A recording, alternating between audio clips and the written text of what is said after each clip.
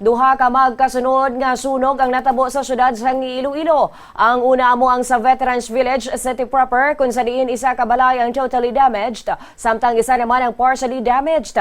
Nag-umpisa ang fire incident 2 minutos makaligad sa alas 10 sa gabi, kaging kumpirma nga fire out 29 minutos makaligad sa alas 10. Naglabot ang status sa second alarm antes dalayon nga napalong sa Bureau of Fire Protection. Wala sang na-report nga individual nga nasamaran. Samtang 10 minutos antes ang alas 2 kay nasang kagahon nagluntad naman ang dako nga sunog sa Zone 11 Barangay Kalaparan, Arevalo, Iloilo City nga nagdangat sa third alarm. Gindeklarar nga fire out 3 minutos makaligad sa alas 3 sa aga. Suno kay kagawad Rodrigo Montaño, 8 ka balay ang totally damaged. Santo sa inisyal nga pag-assess kag magapadayon ang assessment sa bunga. May inisyal nga report nga kuryente ang ginhalinan sang kalayo. Ginkumpirma man sa barangay nga may isa ka residente nga nasamaran bangod sa pagkaran-karan samtang nga nagapadayon ang sunog. Padayon nga ginaimbestigaran sang Bureau of Fire Protection ang rason sang sunog sa duha ka magkatuhay nga lugar.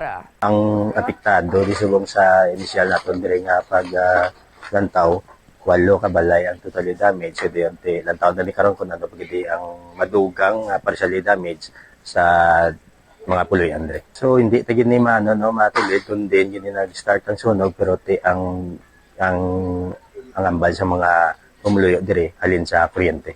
Yes no, kahit amo na bala mo o kang katulugon, wala gid matalupangdan so kuryente malasig ang paglaptas ni. Si Kagawad Rodrigo Montaño sang Barangay Kalaparan, Arevalo, Iloilo City.